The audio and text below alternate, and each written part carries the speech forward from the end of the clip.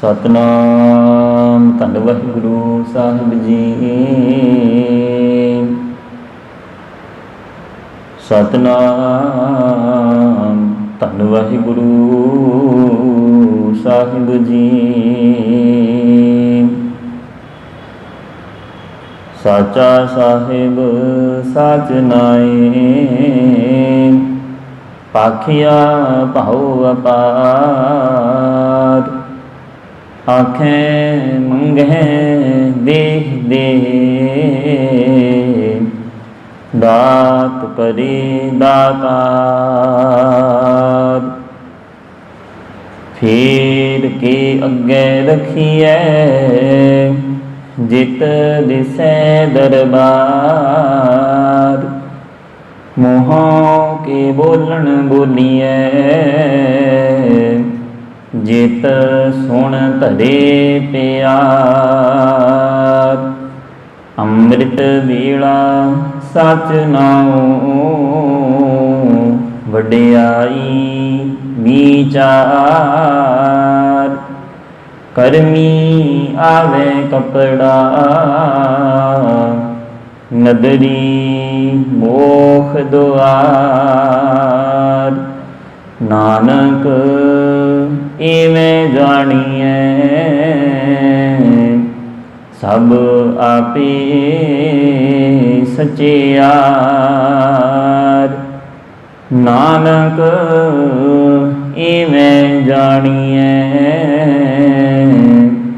सब आपे सचियार। जुगो जुग अटल, चवर छतर तख्त दे मालक। हाजरा हजूर ज़हरा ज़हूर शब्द गुरु साहिब श्री गुरु ग्रंथ साहिब महाराज जी की पावन हजूरी अंदर संधिया वेले तो चल रही लड़ीवार कथा श्री जपजी साहिब जी दियां विचारां दे विच हाजरियां भर रही गुरु रूप प्यारी नगर निवासी साध संगत जी, आओ विचार दे नाल जुड़िए। विचार आरंभ करने तो पहला गुरु चरनां दे विच हाजरियां लवाउंदियां रसना पवित्र करदियां फतेह दा जवाब फतेह विच दिओ। आखो जी वाहिगुरु जी का खालसा, वाहिगुरु जी की फतेह। अज आपां श्री जपजी साहिब जी की चौथी पौड़ी की जिहड़ी विचार है वो आप जी दे नाल सांझी करनी है। सतगुरु जी कृपा करन, सिर ते मेहर भरिया हथ रखदियां आप अपनी विचार करन की समर्था बख्शण। सतगुरु जी गुरु नानक देव पातशाह जी जपजी साहिब जी की चौथी पौड़ी के अंदर सानू समझाउण दा यतन कर रहे ने। आरंभता दीयां पंक्तियां हन, साचा साहिब साच नाए, भाखिया भाओ अपार। गुरु नानक देव पातशाह जी समझाउण दा यतन कर रहे ने। आखदे ने साचा साहिब, साचे का अर्थ हुंदा है होंद वाला, सदा स्थिर रहन वाला। साहिब का अर्थ है वो परमात्मा। साच नाए, जिहड़ा परमात्मा सदा स्थिर रहन वाला है, सदीवी होंद वाला है। कहंदे उहदा जिहड़ा नियम है संसार नूं चलाउण दा, संसार दी कार करन दा, उहदा नियम है जिहड़ा, कहंदे वो भी साचा है। ते तीसरी गल इस पावन पंक्ति के अंदर गुरु नानक देव पातशाह जी दर्शा रहे ने, भाखिया भाओ अपार। भाखिया का अर्थ हुंदा है बोली सुभाअ, भाव का अर्थ है मिठा, ते अपार का अर्थ है बेअंत। कि उस अकाल पुरख परमात्मा का साचा साहिब सदा स्थिर रहन वाला वो परमात्मा है। उहदा जिहड़ा नियम है वो सच्चा है। जिहड़ी संसार की कार है, जिहड़ी उहदे हुक्म के अनुसार जिहड़ा संसार की कार नूं चलाउण वाला है, वो जिहड़ा न्याय है उहदा वो सच्चा है। ਤੇ ਤੀਸਰੀ ਗੱਲ ਹਜ਼ੂਰ ਸਮਝਾਉਂਦੇ ਨੇ, ਭਾਖਿਆ ਭਾਉ ਅਪਾਰ, ਜਿਹੜੀ ਉਹਦੀ ਬੋਲੀ ਹੈ ਉਹ ਮਿੱਠੀ ਹੈ। ਤੇ ਹਜ਼ੂਰ ਆਖਦੇ ਨੇ ਕਿ ਸਾਚਾ ਉਸ ਨੂੰ ਆਖਿਆ ਜਾਂਦਾ ਹੈ ਜਿਹਦੇ ਵਿੱਚ ਕੋਈ ਗੁਣ ਹੋਵੇ, ਕਿਉਂਕਿ ਸਾਰੀ ਜਿਹੜੀ ਸ੍ਰਿਸ਼ਟੀ ਹੈ ਇਹ ਉਸ ਪਰਮਾਤਮਾ ਦੀ ਬਣਾਈ ਹੋਈ ਹੈ ਤੇ ਇਸ ਨੇ ਇੱਕ ਨਾ ਇੱਕ ਦਿਨ ਜੋ ਉਪਜਿਓ ਸੋ ਬਿਨਸ ਹੈ, ਪਰ ਉਹ ਆਜ ਕੀ ਕਾਲ, ਕਿ ਇਹ ਜੋ ਸ੍ਰਿਸ਼ਟੀ ਬਣਾਈ ਹੋਈ ਹੈ, ਇਹ ਪੈਦਾ ਕੀਤੀ ਹੋਈ ਹੈ, ਇਹਨੇ ਇੱਕ ਨਾ ਇੱਕ ਦਿਨ ਨਸ਼ਟ ਹੋ ਜਾਣਾ ਹੈ। ਤੇ ਫਿਰ ਸਦਾ ਫਿਰ ਰਹਿਣ ਵਾਲਾ ਮਨ ਦੇ ਵਿੱਚ ਸਵਾਲ ਪੈਦਾ ਹੁੰਦਾ ਹੈ ਵੀ ਸਦਾ ਫਿਰ ਰਹਿਣ ਵਾਲਾ ਕੌਣ ਹੈ। ਤੇ ਹਜ਼ੂਰ ਆਖਦੇ ਨੇ ਕਿ ਸਿਰਫ ਉਹ ਸਾਚਾ ਸਾਹਿਬ ਹੈ, ਪਰਮਾਤਮਾ ਹੈ, ਵਾਹਿਗੁਰੂ ਹੈ, ਜਿਹੜਾ ਇਸ ਸੰਸਾਰ ਦੀ ਹੋਂਦ ਬਣਾਉਣ ਤੋਂ ਬਾਅਦ ਜਿਹਦੀ ਹੋਂਦ ਕਦੇ ਨਸ਼ਟ ਨਹੀਂ ਹੋਣ ਵਾਲੀ, ਜਿਹਦਾ ਨਿਆਂ ਕਦੇ ਖਤਮ ਹੋਣ ਵਾਲਾ ਨਹੀਂ, ਕਹਿੰਦੇ ਉਹ ਪਰਮਾਤਮਾ ਹੈ। ਤੇ ਤੀਸਰੀ ਗੱਲ ਹਜ਼ੂਰ ਸਮਝਾਉਂਦੇ ਨੇ, ਕਹਿੰਦੇ ਉਹਦਾ ਜਿਹੜਾ ਸੁਭਾਅ ਹੈ ਮਿੱਠ ਬੋਲੜਾ ਹੈ, ਭਾਖਿਆ ਭਾਉ ਅਪਾਰ, ਉਹਦੀ ਜਿਹੜੀ ਬੋਲੀ ਹੈ ਪਾਵਨ ਬਾਣੀ ਦੇ ਅੰਦਰ ਫਰਮਾਨ ਆਉਂਦਾ ਹੈ। ਸਤਿਗੁਰੂ ਜੀ ਸਮਝਾਉਣ ਦਾ ਯਤਨ ਕਰਦੇ ਨੇ, ਮਿੱਠ ਬੋਲੜਾ ਜੀ ਹਰ ਸੱਜਣ ਸੁਆਮੀ ਮੋਰਾ। ਅਸੀਂ ਸੰਸਾਰੀ ਜੀਵ ਹਾਂ, ਅਸੀਂ ਕਿਤੇ ਨਾ ਕਿਤੇ ਮਨ ਦੇ ਵਿੱਚ ਕਦੇ ਨਾ ਕਿਤੇ ਗੁੱਸਾ ਆ ਜਾਂਦਾ ਹੈ, ਕਦੇ ਮਨ ਦੇ ਵਿੱਚ ਜਿਹੜਾ ਦੁੱਖ ਆ ਜਾਂਦਾ ਹੈ, ਕਦੇ ਮਨ ਉਦਾਸ ਹੋ ਜਾਂਦਾ ਹੈ। ਪਰ ਕਹਿੰਦੇ ਜਿਹੜਾ ਉਹ ਪਰਮਾਤਮਾ ਹੈ ਨਾ, ਉਹਦਾ ਜਿਹੜਾ ਸੁਭਾਅ ਹੈ ਕਦੇ ਉਹਦੇ ਵਿੱਚ ਤਬਦੀਲੀ ਨਹੀਂ ਆਉਂਦੀ, ਕਦੇ ਉਹਦਾ ਜਿਹੜਾ ਮਿੱਠਾ ਸੁਭਾਅ ਹੈ ਕਦੇ ਉਹ ਬਦਲਦਾ ਨਹੀਂ। ਭਾਖਿਆ ਭਾਉ ਅਪਾਰ, ਉਹਦਾ ਅਪਾਰ ਬੇਅੰਤ ਜਿਹੜਾ ਮਿੱਠਾ ਸੁਭਾਅ ਹੈ। ਮਿੱਠ ਬੋਲੜਾ ਜੀ ਹਰ ਸੱਜਣ ਸੁਆਮੀ ਮੋਰਾ, ਹੋਂ ਸੰਭਲ ਥੱਕੀ ਜੀ, ਉਹ ਕਦੇ ਨਾ ਬੋਲੇ ਕੌੜਾ, ਕਹਿੰਦੀ ਉਹ ਕਦੇ ਕੌੜਾ ਬੋਲ ਬੋਲਦਾ ਹੀ ਨਹੀਂ। ਜਿਹੜਾ ਉਹਦੇ ਦਰ ਤੇ ਆ ਜਾਂਦਾ ਹੈ ਉਹ ਉਸ ਨੂੰ ਆਪਣੇ ਕਲਾਵੇ ਦੇ ਵਿੱਚ ਲੈ ਲੈਂਦਾ, ਉਹਦੇ ਉੱਤੇ ਮਹਿਰਾਮਤ ਰੱਖਦਾ, ਪਿਛਲੇ ਔਗਣ ਬਖਸ਼ ਲਏ ਪ੍ਰਭ ਆਗੇ ਮਾਰਗ ਪਾਵੇ। ਜਿਹੜਾ ਆ ਕੇ ਇਸ ਗੱਲ ਨੂੰ ਕਬੂਲ ਕਰ ਲੈਂਦਾ ਕਿ ਪਾਤਸ਼ਾਹ ਮੇਰੇ ਕੋਲੋਂ ਗੁਨਾਹ ਹੋਇਆ, ਮੇਰੇ ਕੋਲੋਂ ਗਲਤੀ ਹੋਈ ਹੈ, ਜਿਹੜਾ ਗੁਰੂ ਦੀ ਸ਼ਰਨ ਦੇ ਵਿੱਚ ਆ ਕੇ ਇਸ ਗੱਲ ਨੂੰ ਕਬੂਲ ਕਰ ਲੈਂਦਾ ਤੇ ਹਜ਼ੂਰ ਉਹਦੇ ਪਿਛਲੇ ਗੁਨਾਹ ਬਖਸ਼ ਕੇ ਉਹਨੂੰ ਅੱਗੇ ਮਾਰਗ ਦਿਖਾਉਂਦੇ ਨੇ, ਉਹਨੂੰ ਚੰਗੇ ਰਸਤੇ ਦੇ ਉੱਤੇ ਚੱਲਣ ਦੇ ਵਾਸਤੇ ਪ੍ਰੇਰਿਤ ਕਰਦੇ ਨੇ। ਅਗਲੀ ਪੰਕਤੀ ਦੇ ਅੰਦਰ ਹਜ਼ੂਰ ਸਮਝਾਉਣ ਦਾ ਯਤਨ ਕਰਦੇ ਨੇ, ਆਖੈ ਮੰਗੈ ਦੇਹ ਦੇ ਦਾਤ ਕਰੇ ਦਾਤਾਰ। ਕਹਿੰਦੇ ਅਸੀਂ ਸੰਸਾਰੀ ਜੀਵ ਹਾਂ, ਅਸੀਂ ਉਸ ਪਰਮਾਤਮਾ ਦੇ ਅੱਗੇ ਆਪਣੀਆਂ ਲੋੜਾਂ ਦੀ ਜਿਹੜੀ ਲਿਸਟ ਹੈ ਉਹ ਰੱਖਦੇ ਹਾਂ। ਆਖੈ ਅਸੀਂ ਉਹਨੂੰ ਆਖਦੇ ਹਾਂ, ਅਸੀਂ ਉਹਦੇ ਕੋਲੋਂ ਮੰਗਦੇ ਹਾਂ। ਆਖੈ ਮੰਗੈ ਆਖਦੇ ਹਾਂ, ਉਹਦੇ ਕੋਲੋਂ ਮੰਗਦੇ ਹਾਂ। ਦੇ ਉਹ ਸਾਨੂੰ ਦੇ ਰਿਹਾ, ਹੋਰ ਦੇ ਰਿਹਾ, ਜਿੰਨਾ ਅਸੀਂ ਮੰਗਦੇ ਹਾਂ ਉਹਨਾਂ ਉਹ ਸਾਨੂੰ ਦੇ ਰਿਹਾ। ਦਾਤ ਕਰੇ ਦਾਤਾਰ, ਕਹਿੰਦੇ ਉਹ ਜਿਹੜਾ ਦਾਤਾਂ ਦੇਣ ਵਾਲਾ ਪਰਮਾਤਮਾ ਹੈ, ਦਾਤਾਰ ਹੈ, ਜਿਹੜਾ ਹਮੇਸ਼ਾ ਸਾਡੀਆਂ ਲੋੜਾਂ ਦੀ ਪੂਰਤੀ ਕਰਦੇ। ਉਹ ਹਮੇਸ਼ਾ ਤੋਂ ਹੀ ਸਾਨੂੰ ਜਿਹੜੀਆਂ ਬਖਸ਼ਿਸ਼ਾਂ ਹਨ, ਜਿਹੜੀਆਂ ਦਾਤਾਂ ਹਨ, ਉਹਨਾਂ ਦੀ ਵਡਿਆਈ ਸਾਡੀ ਝੋਲੀ ਦੇ ਵਿੱਚ ਪਾਉਂਦਾ ਆ ਰਿਹਾ ਹੈ। ਹਜ਼ੂਰ ਸਮਝਾਉਂਦੇ ਨੇ ਕਿ ਅਕਾਲ ਪੁਰਖ ਸਦਾ ਥਿਰ ਰਹਿਣ ਵਾਲਾ ਹੈ, ਉਸ ਦਾ ਨਿਯਮ ਜਿਹੜਾ ਨਿਆਂ ਹੈ ਉਹ ਵੀ ਸਦਾ ਅਟਲ ਹੈ। ਉਹਦੀ ਜਿਹੜੀ ਬੋਲੀ ਹੈ ਉਹ ਪ੍ਰੇਮ ਵਾਲੀ ਹੈ। ਜਿਹੜਾ ਪ੍ਰੇਮ ਨੂੰ ਸਮਝ ਗਿਆ, ਕਹਿੰਦੇ ਉਹਦਾ ਜਿਹੜਾ ਜੀਵਨ ਹੈ ਸਫਲਾ ਹੋ ਜਾਂਦਾ ਹੈ। ਕਿਉਂਕਿ ਪ੍ਰੇਮ ਦੀ ਬਾਣੀ ਤੇ ਅਸੀਂ ਰੋਜ਼ ਗੁਰੂ ਦੇ ਚਰਨਾਂ ਦੇ ਵਿੱਚ ਪੜ੍ਹਦੇ ਹਾਂ, ਜਿਨ ਪ੍ਰੇਮ ਕੀਓ ਤਿਨ ਹੀ ਪ੍ਰਭ ਪਾਇਓ। ਜਿਨ੍ਹਾਂ ਨੇ ਉਸ ਪਰਮਾਤਮਾ ਦੇ ਨਾਲ ਪ੍ਰੇਮ ਕੀਤਾ ਹੈ, ਜਿਨ੍ਹਾਂ ਨੇ ਉਹਦੀ ਬਾਣੀ ਦੇ ਨਾਲ ਪ੍ਰੇਮ ਕੀਤਾ, ਕਹਿੰਦੇ ਉਹਨਾਂ ਨੂੰ ਉਸ ਪਰਮਾਤਮਾ ਦੇ ਦੀਦਾਰੇ ਹੋ ਜਾਂਦੇ ਨੇ, ਉਸ ਪਰਮਾਤਮਾ ਦੀ ਜਿਹੜੀ ਪ੍ਰਾਪਤੀ ਹੈ ਉਹ ਹੋ ਜਾਂਦੀ ਹੈ।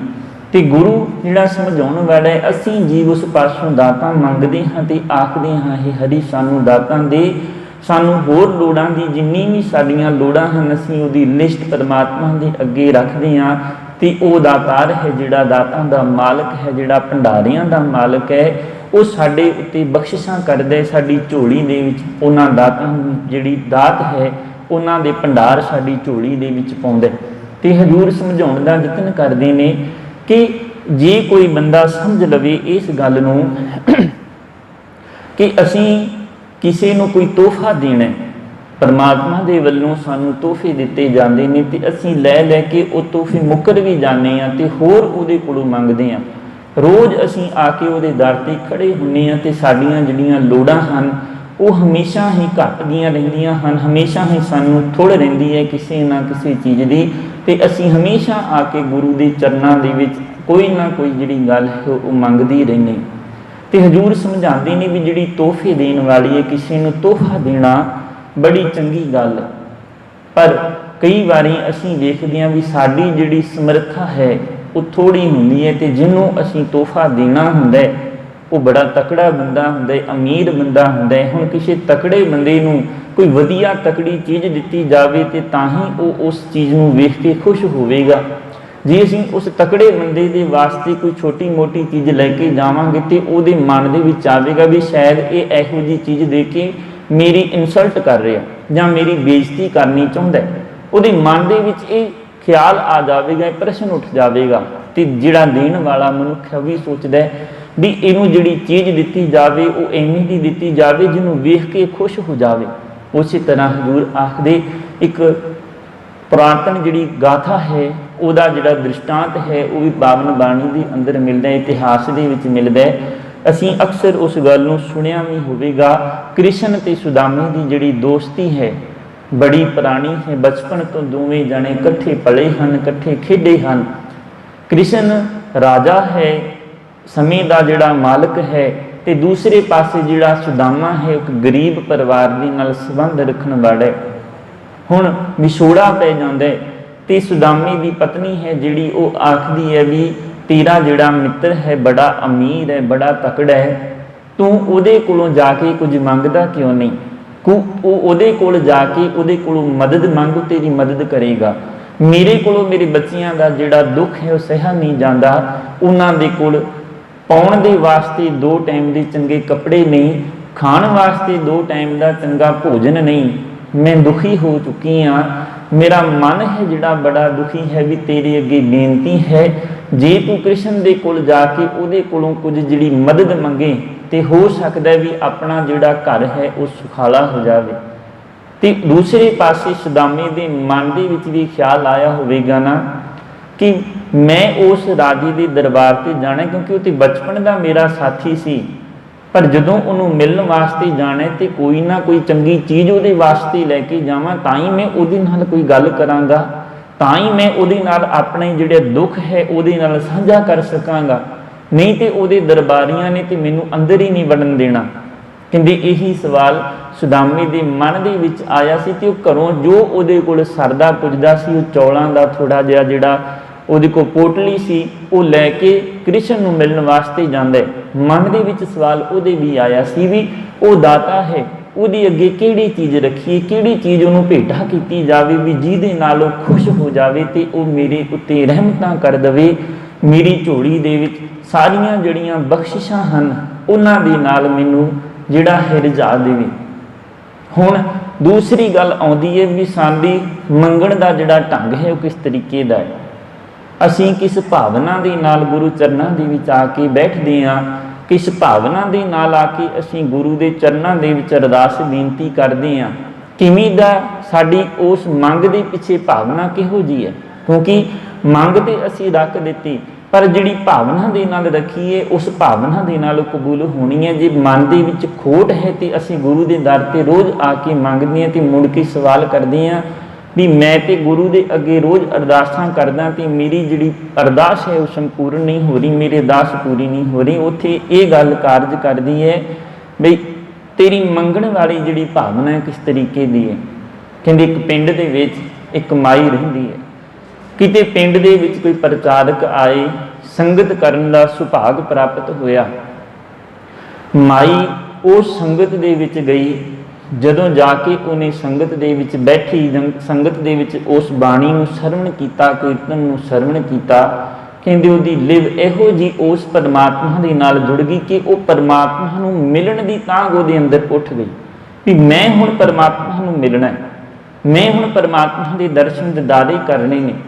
ਹੁਣ ਹਰ ਵੇਲੇ ਉੱਠਦੀ ਬੈਠਦੀ ਉਸ ਪਰਮਾਤਮਾ ਨੂੰ ਚੇਤੇ ਕਰਦੀ ਹੈ, ਇੱਕ ਪਲ ਵੀ ਉਸ ਪਰਮਾਤਮਾ ਨੂੰ ਆਪਣੇ ਮਨ ਚੋਂ ਨਹੀਂ ਵਿਸਾਰਦੀ, ਉਸ ਪਰਮਾਤਮਾ ਨੂੰ ਚੇਤੇ ਕਰਦੀ ਹੈ, ਉਹਦੇ ਨਾਮ ਦੇ ਵਿੱਚ ਜੁੜੀ ਹੋਈ ਹੈ, ਹਰ ਵੇਲੇ ਅਰਦਾਸਾਂ ਬੇਨਤੀਆਂ ਕਰਦੀ ਹੈ ਕਿ ਮੈਨੂੰ ਪਰਮਾਤਮਾ ਮਿਲ ਜਾਵੇ। ਇੱਕ ਘੜੀ ਨਾ ਮਿਲਤੇ ਕਲਯੁਗ ਹੋਤਾ, ਇਹੋ ਜਿਹੇ ਮਨ ਦੇ ਵਿੱਚੋਂ ਸ਼ਬਦ ਹਨ ਜਿਹੜੇ ਉਹ ਭਾਵ ਬਣ ਕੇ ਬਾਹਰ ਉੱਭਰਦੇ ਨੇ। ਕਹਿੰਦੇ ਸਮਾਂ ਬਤੀਤ ਹੁੰਦਾ ਹੈ। ਉਹ ਪਿੰਡ ਦੇ ਵਿੱਚ ਜਾ ਕੇ ਲੋਕਾਂ ਨੂੰ ਪੁੱਛਦੀ ਵੀ ਪਰਮਾਤਮਾ ਦੇ ਨਾਲ ਕਿਵੇਂ ਮਿਲਿਆ ਜਾਵੇ। ਹੁਣ ਸਾਰੇ ਪਿੰਡ ਵਾਲੇ ਆਖਦੇ ਨੇ ਵੀ ਅਸੀਂ ਤੇ ਗ੍ਰਸਥੀ ਲੋਕ ਹਾਂ, ਸਵੇਰੇ ਉੱਠ ਕੇ ਕੰਮਾਂ ਨੂੰ ਚਲੇ ਜਾਂਦੇ ਹਾਂ, ਸ਼ਾਮੀ ਆ ਕੇ ਰੋਟੀ ਪਾਣੀ ਖਾ ਕੇ ਥੱਕੇ ਹੋਏ ਆਉਂਦੇ ਹਾਂ ਤੇ ਬੈੱਡਾਂ ਦੇ ਉੱਤੇ ਸੌ ਜਾਂਦੇ ਹਾਂ, ਮੰਜਿਆਂ ਤੇ ਸੌ ਜਾਂਦੇ ਹਾਂ, ਵੀ ਸਾਨੂੰ ਤੇ ਰੱਬ ਦੇ ਬਾਰੇ ਕੁਝ ਪਤਾ ਹੀ ਨਹੀਂ। ਤੂੰ ਇੰਜ ਕਰ, ਬਾਹਰ ਪਿੰਡ ਤੋਂ ਬਾਹਰ ਨਾ ਇੱਕ ਫਕੀਰ ਬੈਠਾ ਹੈ, ਉਹਨੇ ਕੱਖਾਂ ਦੀ ਜਿਹੜੀ ਝੋਪੜੀ ਪਾਈ ਹੋਈ ਹੈ, ਤੂੰ ਜਾ ਕੇ ਉਹਨੂੰ ਮਿਲ, ਹੋ ਸਕਦਾ ਵੀ ਉਹ ਰੱਬ ਦੀ ਬੰਦਗੀ ਕਰਦਾ ਹੋਵੇ ਤੇ ਤੈਨੂੰ ਉਹ ਕੋਈ ਚੰਗਾ ਮਾਰਗ ਹੈ ਜਿਹੜਾ ਉਹ ਦੱਸ ਦੇਵੇ। ਕਹਿੰਦੀ ਉਹ ਬੰਦਾ, ਉਹ ਬੀਬੀ ਉਸ ਫਕੀਰ ਦੇ ਕੋਲ ਜਾਂਦੀ ਹੈ ਤੇ ਉਹਨੂੰ ਆਖਦੀ ਹੈ ਵੀ ਪਰਮਾਤਮਾ ਦੇ ਨਾਲ ਮਿਲਣਾ, ਕੋਈ ਮੈਨੂੰ ਰਸਤਾ ਦੱਸ।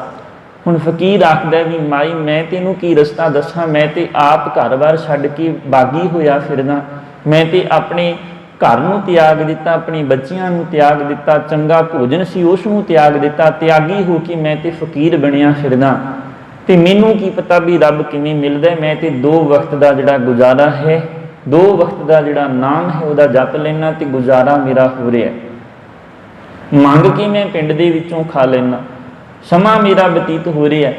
ਉਹ ਬੀਬੀ ਉਹਦੇ ਗੱਲ ਪੈ ਗਈ ਵੀ ਮੈਨੂੰ ਪਿੰਡ ਵਾਲਿਆਂ ਨੇ ਆਖਿਆ ਵੀ ਤੈਨੂੰ ਉਹ ਰੱਬ ਦੇ ਘਰ ਦਾ ਰਸਤਾ ਪਤਾ ਹੋਵੇਗਾ ਵੀ ਤੂੰ ਦੱਸ ਸਕਦੇ। ਹੁਣ ਫਕੀਰ ਤੰਗ ਆ ਗਿਆ, ਉਹਨੇ ਆਖਿਰ ਤੰਗ ਆ ਕੇ ਗੱਲ ਆਖ ਦਿੱਤੀ ਵੀ ਤੂੰ ਇੰਜ ਕਰ ਵੀ ਮੇਰੇ ਗਲੋਂ ਲੈ, ਤੂੰ ਇੰਜ ਕਰਿਆ ਕਰ ਵੀ ਰਾਤ ਨੂੰ ਜਾਂ ਸਵੇਰੇ ਜਦੋਂ ਵੀ ਤੈਨੂੰ ਟਾਈਮ ਮਿਲਦਾ ਤੂੰ ਨਾਰਾਇਣ ਨਾਰਾਇਣ ਕਰਿਆ ਕਰ। ਹੁਣ ਉਹਨੇ ਸੋਚਿਆ ਵੀ ਮੇਰਾ ਜਿਹੜਾ ਘਰ ਵਾਲਾ ਹੈ ਉਹਦਾ ਨਾਮ ਨਾਰਾਇਣ ਹੈ, ਵੀ ਹੁਣ ਪੁਰਾਣੇ ਸਮਿਆਂ ਦੇ ਵਿੱਚ ਰਿਵਾਜ ਹੁੰਦਾ ਸੀ ਵੀ ਪਤੀ ਦਾ ਜਿਹੜਾ ਨਾਮ ਹੈ ਉਹ ਨਹੀਂ ਲਿਆ ਜਾਂਦਾ। ਤੇ ਹੁਣ ਸੋਚਦੀ ਹੈ ਵੀ ਇਸ ਫਕੀਰ ਨੇ ਆਖਿਆ ਵੀ ਨਾਰਾਇਣ ਕਿਹਾ ਕਰ, ਨਾਰਾਇਣ ਤੇ ਮੇਰੇ ਘਰ ਵਾਲੇ ਦਾ ਨਾਮ ਹੈ ਤੇ ਮੈਂ ਕਿਵੇਂ ਲਵਾਂ। ਹੁਣ ਉਹਦੇ ਮੁੰਡੇ ਦਾ ਨਾਮ ਸੀ ਮੁੰਨਾ। ਕਹਿੰਦੇ ਉਹ ਘਰ ਦੇ ਵਿੱਚ ਆ ਕੇ ਉਸ ਰੱਬ ਨੂੰ ਚੇਤੇ ਕਰਦੀ ਹੈ, ਭਾਵਨਾ ਨੂੰ ਸਮਝਣ ਦਾ ਯਤਨ ਕਰਨਾ ਵੀ ਭਾਵਨਾ ਕਿਸ ਤਰੀਕੇ ਦੀ ਸੀ। ਉਹ ਆਖਦੀ ਹੈ ਨਾਮ ਤੇ ਹੁਣ ਨਾਰਾਇਣ ਲੈ ਨਹੀਂ ਸਕਦੀ ਕਿਉਂਕਿ ਉਹਦੇ ਪਤੀ ਦਾ ਨਾਮ ਹੈ। ਉਹ ਆਖਦੀ ਹੈ ਮੁੰਨੇ ਦਾ ਬਾਪੂ, ਹਰ ਵੇਲੇ ਇਹੀ ਜਿਹੜਾ ਰੱਟਾ ਹਿਲਾਏ ਰੱਖਦੀ ਹੈ, ਮੁੰਨੇ ਦਾ ਬਾਪੂ, ਮੁੰਨੇ ਦਾ ਬਾਪੂ। ਕਹਿੰਦੀ ਕਰਦੀਆਂ ਕਰਦੀਆਂ ਉਹਦੀ ਬਿਰਤੀ ਇਹੋ ਜਿਹੀ ਪਰਮਾਤਮਾ ਦੇ ਨਾਲ ਜੁੜੀ ਕਿ ਉਹਨੂੰ ਉਸ ਭਾਵਨਾ ਦੇ ਨਾਲ ਜਿਹੜੀ ਬੋਲੀ ਸੀ ਉਹਦੀ ਭਾਖਿਆ ਭਾਵ ਅਪਾਰ, ਜਿਹੜਾ ਪਰਮਾਤਮਾ ਦਾ ਜਿਹੜਾ ਉਹਦਾ ਸੁਭਾਅ ਸੀ, ਉਸ ਬੋਲੀ ਦੇ ਕਾਰਨ, ਮਿੱਠੀ ਬੋਲੀ ਦੇ ਨਾਲ ਉਹਨੂੰ ਪਰਮਾਤਮਾ ਦੇ ਜਿਹੜੇ ਦਿਦਾਰੇ ਹੋਏ, ਉਹਨੂੰ ਪਰਮਾਤਮਾ ਦੀ ਪ੍ਰਾਪਤੀ ਹੋਈ। ਭਾਵਨਾ ਕੀ ਸੀ ਕਿ ਉਹਨੇ ਸੱਚੇ ਮਨ ਦੇ ਨਾਲ ਪਰਮਾਤਮਾ ਨੂੰ ਚੇਤੇ ਕੀਤਾ। ਇਸੇ ਤਰ੍ਹਾਂ ਜਿਹੜਾ ਅਸੀਂ ਗੁਰੂ ਦੇ ਅੱਗੇ ਅਰਦਾਸ ਕਰਦੇ ਹਾਂ, ਬੇਨਤੀ ਕਰਦੇ ਹਾਂ, ਉਹਦੇ ਵਿੱਚ ਸਾਡੀ ਭਾਵਨਾ ਕਿਵੇਂ ਦੀ ਹੈ ਇਹ ਉਜਾਗਰ ਹੁੰਦੀ ਜ਼ਰੂਰੀ ਹੈ ਕਿ ਅਸੀਂ ਕਿਸ ਭਾਵਨਾ ਨਾਲ ਗੁਰੂ ਦੇ ਚਰਨਾਂ ਦੇ ਵਿੱਚ ਆ ਕੇ ਅਸੀਂ ਅਰਦਾਸ ਬੇਨਤੀ ਕਰਦੇ ਹਾਂ। ਇੱਕ ਬੰਦਾ ਪੜ੍ਹਿਆ ਲਿਖਿਆ ਹੈ, ਉਹ ਆਪਣੇ ਤਰੀਕੇ ਦੇ ਨਾਲ ਅਰਦਾਸ ਬੇਨਤੀ ਕਰੇਗਾ। ਇੱਕ ਬੰਦਾ ਅਨਪੜ੍ਹ ਹੈ, ਉਹ ਸਿੱਧੇ ਸ਼ਬਦਾਂ ਦੇ ਵਿੱਚ ਗੁਰੂ ਦੇ ਅੱਗੇ ਆ ਕੇ ਆਪਣੀ ਗੱਲ ਰੱਖ ਦੇਵੇਗਾ। ਭਾਵ ਕਿ ਉਹਦੇ ਪਿੱਛੇ ਜਿਹੜੀ ਉਹਦੀ ਬੋਲੀ ਹੈ, ਉਹਦੀ ਪ੍ਰੇਮ ਭਾਵਨਾ ਹੈ। ਜਿਨ ਪ੍ਰੇਮ ਕੀਓ ਤਿਨ ਹੀ ਪ੍ਰਭ ਪਾਇਓ, ਜਿਨ੍ਹਾਂ ਨੇ ਪ੍ਰੇਮ ਕੀਤਾ, ਜਿਨ੍ਹਾਂ ਨੇ ਉਸ ਪਰਮਾਤਮਾ ਦੇ ਨਾਮ ਨੂੰ ਪਿਆਰ ਕੀਤਾ, ਉਹਨਾਂ ਨੂੰ ਹੀ ਉਸ ਪਰਮਾਤਮਾ ਦੇ ਦਿਦਾਰੇ ਹੁੰਦੇ ਹਨ। ਹਜ਼ੂਰ ਸਮਝਾਉਣ ਦਾ ਯਤਨ ਕਰਦੇ ਨੇ ਅਗਲੀ ਪੰਕਤੀ ਦੇ ਅੰਦਰ। ਹਜ਼ੂਰ ਆਖਦੇ ਫੇਰ ਕੇ ਅੱਗੇ ਰੱਖੀਐ ਜਿਤ ਦਿਸੈ ਦਰਬਾਰ। ਕਹਿੰਦੇ ਫੇਰ ਮੂੰਹੋਂ ਕੇ ਬੋਲਣ ਬੋਲੀਐ ਜਿਤ ਸੁਣ ਧਰੇ ਪਿਆਰ। ਪਹਿਲਾ ਸਵਾਲ ਆਇਆ ਸੀ ਕਿਵ ਸਚਿਆਰਾ ਹੋਈ ਹੈ, ਕਿਵ ਕੂੜੇ ਟੁੱਟੇ ਪਾਲ, ਕਿਵੇਂ ਸਚਿਆਰ ਹੋਈਏ, ਉਸ ਪਰਮਾਤਮਾ ਦੇ ਦਰ ਤੇ ਕਬੂਲ ਹੋਣ ਜੋਗੇ ਹੋਈਏ, ਕਿਵੇਂ ਸਾਡੀ ਜਿਹੜੀ ਇਹ ਦੁੱਖਾਂ ਦੀ ਖਲਾਸੀ ਖਤਮ ਹੋਵੇ। ਤੇ ਦੂਜਾ ਸਵਾਲ ਆਇਆ ਫੇਰ ਕੇ ਅੱਗੇ ਰੱਖੀਏ। ਹੁਣ ਹਰ ਕੋਈ ਬੰਦਾ ਸੋਚਦਾ ਵੀ ਮੈਂ ਗੁਰੂ ਨੂੰ ਖੁਸ਼ ਕਰ ਲਵਾਂ, ਗੁਰੂ ਨੂੰ ਮਹਿੰਗੇ ਵਸਤਰਾਂ ਦੇ ਨਾਲ ਢੱਕ ਦੇਵਾਂ, ਮਹਿੰਗੀਆਂ ਮਹਿੰਗੀਆਂ ਚੀਜ਼ਾਂ ਗੁਰੂ ਦੇ ਅੱਗੇ ਰੱਖ ਦੇਵਾਂ ਤੇ ਸ਼ਾਇਦ ਹੋ ਸਕਦਾ ਵੀ ਉਹ ਪਰਮਾਤਮਾ ਹੈ ਜਿਹੜਾ ਖੁਸ਼ ਹੋ ਜਾਵੇ। ਕਿਉਂ? ਕਿਉਂਕਿ ਉਹਨੇ ਚੀਜ਼ਾਂ ਜਿਹੜੀਆਂ ਵੇਖਣੀਆਂ ਨੇ। ਛੋਟੀ ਜਿਹੀ ਗੱਲ ਨੂੰ ਸਮਝਣ ਦਾ ਯਤਨ ਕਰੀਏ ਵੀ ਇੱਕ ਬਾਗ ਦੇ ਵਿੱਚ ਮਾਲੀ ਹੈ, ਉਹ ਪੌਦਿਆਂ ਦੀ ਬੁੱਲਾਂ ਦੀ ਜਿਹੜੀ ਸਾਂਭ ਸੰਭਾਲ ਕਰਦਾ ਤੇ ਜਿਹੜਾ ਬਾਗ ਹੈ ਉਹ ਮਾਲਕ ਦਾ ਹੈ। ਹੁਣ ਮਾਲਕ ਜਦੋਂ ਕਦੇ ਉਸ ਬਾਗ ਦੇ ਵਿੱਚ ਗੇੜਾ ਮਾਰਨ ਆਉਂਦਾ ਹੈ, ਉਸ ਦੇ ਵਿੱਚ ਟਹਿਲਣ ਆਉਂਦਾ ਹੈ ਤੇ ਮਾਲੀ ਉਸੇ ਬਾਗ ਦੇ ਵਿੱਚੋਂ 2-4 ਫੁੱਲ ਤੋੜ ਕੇ ਉਸ ਆਪਣੇ ਮਾਲਕ ਦੇ ਅੱਗੇ ਭੇਟ ਕਰਦਾ ਹੈ, ਉਹਨੂੰ ਖੁਸ਼ ਕਰਨ ਦੇ ਵਾਸਤੇ, ਤੇ ਮਾਲਕ ਬੜਾ ਖੁਸ਼ ਹੁੰਦਾ ਹੈ। ਇਸੇ ਤਰ੍ਹਾਂ ਜੋ ਪਰਮਾਤਮਾ ਨੇ ਸਾਨੂੰ ਦਾਤਾਂ ਦਿੱਤੀਆਂ ਨੇ, ਇਹ ਉਹਦਾ ਇੱਕ ਬਾਗ ਹੈ।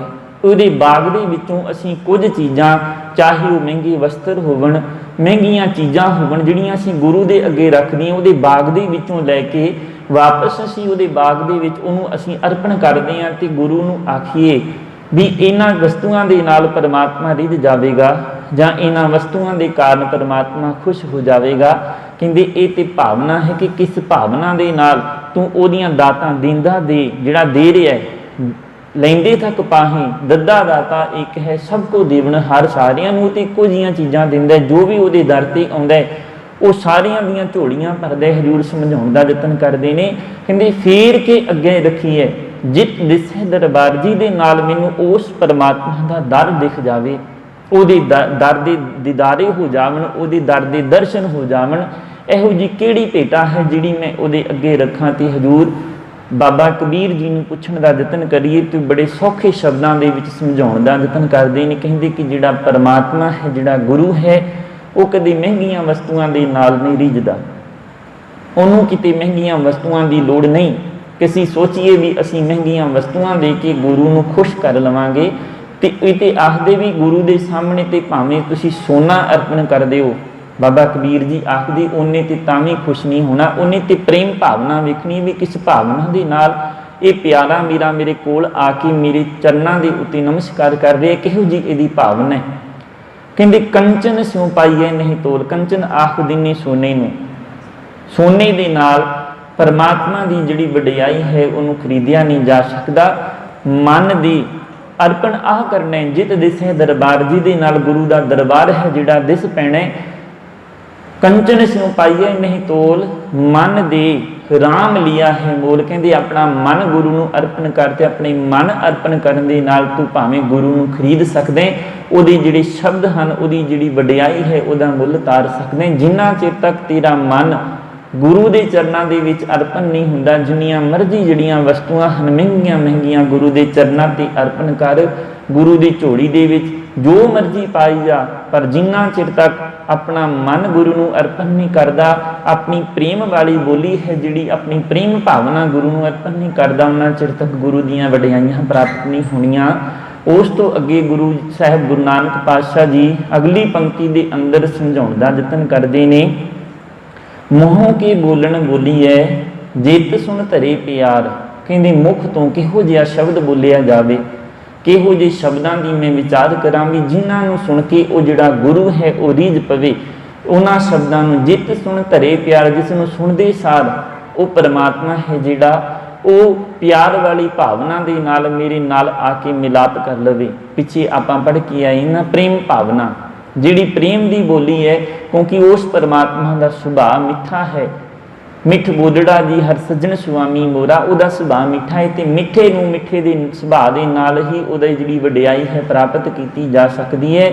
ਇਹੋ ਜਿਹੇ ਸ਼ਬਦਾਂ ਦਾ ਸੰਗ੍ਰਹਿ ਕਰਕੇ ਉਸ ਪਰਮਾਤਮਾ ਦੀ ਜਿਹੜੀ ਵਡਿਆਈ ਹੈ ਉਹਨੂੰ ਪ੍ਰਾਪਤ ਕੀਤਾ ਜਾ ਸਕਦਾ ਹੈ। ਅਗਲੀ ਪੰਕਤੀ ਦੇ ਅੰਦਰ ਹਜ਼ੂਰ ਸਮਝਾਉਣ ਦਾ ਯਤਨ ਕਰਦੇ ਨੇ, ਅੰਮ੍ਰਿਤ ਵੇਲਾ ਸੱਚ ਨਾਉ ਵਡਿਆਈ ਵਿਚਾਰ। ਹੁਣ ਅੰਮ੍ਰਿਤ ਵੇਲਾ ਹੋਵੇ, ਇਸ ਸਵਾਲ ਦਾ ਜਿਹੜਾ ਜਵਾਬ ਹੈ ਉਹ ਮਿਲਦਾ ਪਿਆ ਕਿ ਸਚਿਆਰਾ ਹੋਈਏ, ਉਹਦਾ ਪਹਿਲਾ ਜਵਾਬ ਸੀ। ਹੁਣ ਦੂਸਰਾ ਸਵਾਲ ਹੈ ਜਿਹੜਾ ਫੇਰ ਕੀ ਅੱਗੇ ਰੱਖੀਏ ਜਿਤ ਦਿਸੇ ਦਰਬਾਰ, ਇਹਦਾ ਜਿਹੜਾ ਸਵਾਲ ਸੀ ਦਾ ਜਵਾਬ ਪ੍ਰਾਪਤ ਹੋ ਰਿਹਾ। ਅੰਮ੍ਰਿਤ ਵੇਲਾ ਸੱਚ ਨਾਉ ਵਡਿਆਈ ਵਿਚਾਰ। ਕਹਿੰਦੇ ਅੰਮ੍ਰਿਤ ਦਾ ਵੇਲਾ ਹੋਵੇ, ਉਸ ਪਰਮਾਤਮਾ ਦੀ ਸੱਚ ਦੀ ਨਾਮ ਦੀ ਜਿਹੜੀ ਵਿਚਾਰ ਹੈ ਉਹ ਹੋ ਰਹੀ ਹੋਵੇ, ਵਡਿਆਈ ਵਿਚਾਰ, ਉਹਦੀ ਵਡਿਆਈ ਦੀ ਵਿਚਾਰ ਹੋਵੇ। ਅੰਮ੍ਰਿਤ ਵੇਲਾ ਜਿਹੜਾ ਹਿੰਦੂ ਮਤ ਹੈ ਉਹਦੇ ਵਿੱਚ ਇਸ ਅੰਮ੍ਰਿਤ ਵੇਲੇ ਨੂੰ ਬ੍ਰਹਮ ਮੂਰਤ ਆਖਿਆ ਜਾਂਦਾ ਹੈ। ਜਿਹੜਾ ਮੁਸਲਮਾਨ ਫਿਰਕਾ ਹੈ ਉਹਨਾਂ ਦੇ ਵਿੱਚ ਇਸ ਨੂੰ ਪਾਕ ਦਾ ਜਿਹੜਾ ਵੇਲਾ ਹੈ ਉਹ ਆਖਿਆ ਜਾਂਦਾ ਹੈ ਤੇ ਸਿੱਖ ਧਰਮ ਦੇ ਵਿੱਚ ਇਸ ਨੂੰ ਅੰਮ੍ਰਿਤ ਵੇਲਾ ਕਰਕੇ ਜਾਣਿਆ ਜਾਂਦਾ ਹੈ। ਇਸ ਤਰੀਕੇ ਦੇ ਨਾਲ ਅੰਮ੍ਰਿਤ ਵੇਲੇ ਦੀ ਜਿਹੜੀ ਵਿਚਾਰ ਹੈ ਉਹ ਸਮਝਣ ਦਾ ਯਤਨ ਕਰੀਏ। ਜਿਨ੍ਹਾਂ ਨੇ ਅੰਮ੍ਰਿਤ ਵੇਲੇ ਨੂੰ ਸੰਭਾਲਿਆ ਉਹਨਾਂ ਨੂੰ ਇਹ ਵਡਿਆਈ ਜਿਹੜੀ ਹੈ ਉਹ ਪ੍ਰਾਪਤ ਹੋ ਜਾਂਦੀ। ਕਈ ਆਖਦੇ ਨੇ ਵੀ ਅੰਮ੍ਰਿਤ ਵੇਲੇ ਉੱਠਣਾ ਜ਼ਰੂਰੀ ਹੈ ਜਾਂ ਅੰਮ੍ਰਿਤ ਵੇਲੇ ਉੱਠ ਕੇ ਹੀ ਬਾਣੀ ਪੜ੍ਹੀ ਜਾ ਸਕਦੀ ਹੈ, ਅੱਗੋਂ ਪਿੱਛੋਂ ਨਹੀਂ ਪੜ੍ਹੀ ਜਾ ਸਕਦੀ। ਉੱਥੇ ਸਮਝਣ ਦਾ ਯਤਨ ਕਰੀਏ। ਕਈ ਆਖਦੇ ਨੇ ਵੀ ਹੁਣ ਇੰਡੀਆ ਦੇ ਵਿੱਚ ਸ਼ਾਮ ਦੇ 6:30 ਹੋਏ ਨੇ ਤੇ ਬਾਹਰਲੇ ਦੇਸ਼ਾਂ 'ਚ ਤੇ ਇਸ ਵੇਲੇ ਦਿਨ ਚੜ੍ਹ ਰਿਹਾ ਹੁੰਦਾ ਹੈ ਜਾਂ ਰਾਤ ਪੈ ਰਹੀ ਹੁੰਦੀ ਹੈ ਜਾਂ ਦੁਪਹਿਰ ਦਾ ਸਮਾਂ ਹੈ, ਫਿਰ ਸਮਾਂ ਤੇ ਇੱਕੋ ਜਿਹਾ ਨਹੀਂ ਹੋਇਆ, ਫਿਰ ਬਾਣੀ ਕਿਵੇਂ ਪੜ੍ਹੀਏ, ਕਿਵੇਂ ਕਹਿ ਸਕਦੇ ਹੋ ਵੀ ਅੰਮ੍ਰਿਤ ਵੇਲਾ। ਇੱਥੇ ਸਮਝਣ ਦਾ ਯਤਨ ਕਰੀਏ। ਜਿੱਥੇ ਰਹਿ ਰਹੇ ਹਾਂ उस समय दे विच इस वेले असीं इत्थे रह रहे हैं तो साडे कोल इस वेले संध्या का समा है, संध्या का अमृत वेला है। तो जे असीं जिस देश दे विच वस रहे हैं उत्थों के समय की गल करांगे तो उस समय के हिसाब दे नाल उत्थों के समय की गल करांगे। तो हजूर समझाउण दा यतन करते हैं जिन्हां ने अमृत वेले नूं संभालिया, जिहड़े अमृत वेले उठते ने गुरु के नाम दे नाल जुड़ते ने, वो जिन्हें ऑफिस जाना होवे कि वह अमृत वेले जल्दी उठेगा, जिहड़ा रब का नाम है वो चेते कर लवेगा। तो जदों उन्हें ऑफिस में जाना है तो उस वेले तक वेला हो जाएगा। तो जे वो उठेगा ही अपने ऑफिस जाने के समय तो की वो रब के नाम को चेते कर पाएगा, उसकी बाणी में पढ़ लेगा, उसकी कोई समय नहीं बचना। जां वो बच्चों का टिफिन तैयार करने विच उस दे नाल रब के नाम को चेते कर लवेगा। जे वो जल्दी नहीं उठता तो वो समा उन्ना क बचदा। इस करके हजूर समझाउण दा यतन करदे ने जिहड़ा अमृत वेले उठदा है, कहंदे उन्हां नूं उस परमात्मा के नाम की जिहड़ी दात है वो प्राप्त हुंदी है। जिन्हां नैण निंद्रावले तिन्हां नूं मिले कुआ, कहंदे फरीदा रात कथूरी वंडी है, सुतियां मिले ना भाओ। जिन्हां नैण निंद्रावले तिन्हां मिलन कुवाओ, जिहड़े रात नूं उठते हैं रब के नाम को चेते करते हैं। कहते रात को उस परमात्मा के नाम की कथूरी है जिहड़ी महंगी मुल की वो वंडी जाती है। सुतियां मिले ना भाव, जिहड़े सुते रह गए उन्होंने इसका प्यार है जिहड़ा प्राप्त नहीं हुंदा। जिन्हां नैण निंद्रावले जिन्हां दे नैणा दे विच नींद है, भाव जिहड़े अमृत वेले उठते हैं तिन्हां मिलन कुआओ, तिन्हां नूं ये जिहड़ी मेहर की दात है जिहड़ी प्राप्त हुंदी है। पहले पहरे फुलड़ा फल पी पच्छा रात, जिहड़े पहले पैर उठते हैं कहते उन्होंने फल भी प्राप्त होंगे ने ते फुल भी प्राप्त होंगे ने। जो जागन लहन से साई कन्नों दात जिहड़े जागते हैं वो उस साई के दरबार तो ये जिहड़ी अमृत वेले की जिहड़ी दात है, नाम की जिहड़ी दात है वो प्राप्त कर लेंदे ने। दूसरे शब्दों के समझण का यतन करिए, गुर सतगुर का जो सिख अखाए।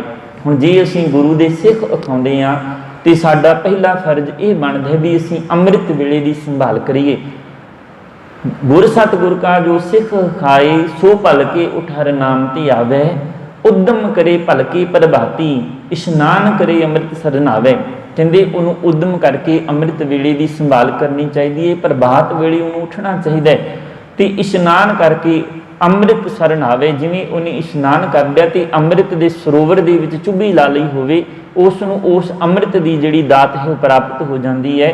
उपदेश गुरु हर हर जप जापे, जिहड़ा गुरु ने उपदेश दृढ़ कराया है उदा हरी हरी करके उदा जाप कर दे, जप जापे सब किल विख पाप दोख लह जावे। कहते फिर जीवन के विच जिहड़े दुख हैं, जिहड़े उहदी तकलीफां हैं वो सारियां दूर हो जांदियां ने, जीवन के विच उजलापन आ जाता है।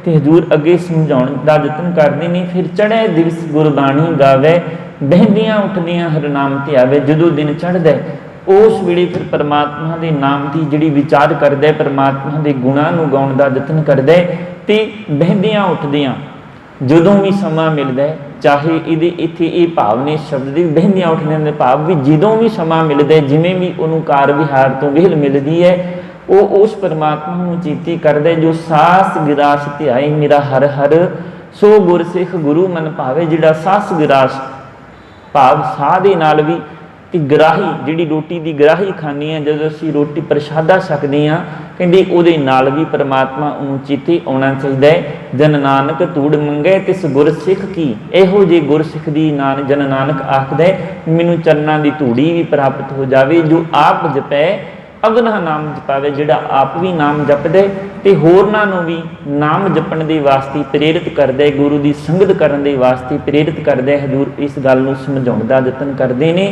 करमी आवे कपड़ा नदरी मुख द्वार, कहते इत्थे कपड़े के अर्थ हैं करमी आवे कपड़ा।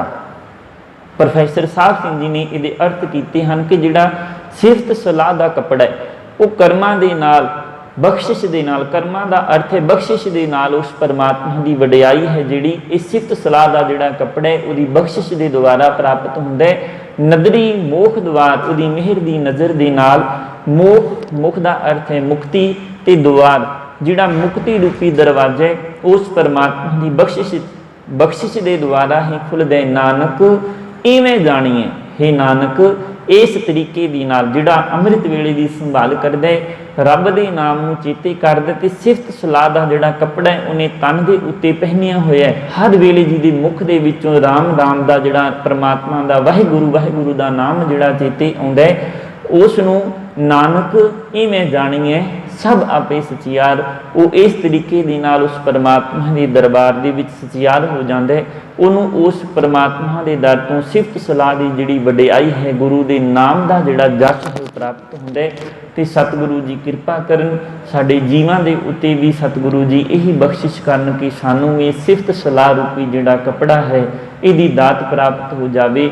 गुरु के चरणों ते अरदास करिए, गुरु साहिब जी सानू मेहर करदियां होइयां, बख्शिश करदियां होइयां अपने चरण कमलों का प्यार, गुरसिੱਖੀ जीवन जाच नाम दीयां दातां बख्शण। सो इत्थे ही शाम की जिहड़ी कथा है चौथी पौड़ी की समाप्ति है। आओ अखीरलियां दो पंक्तियां पढ़ के समाप्ति करिए जी। करमी आवे कपड़ा नदरी मोख द्वार, नानक इमें जानिए सब आपे सचियार। वाहिगुरु जी का खालसा, वाहिगुरु जी की फतेह।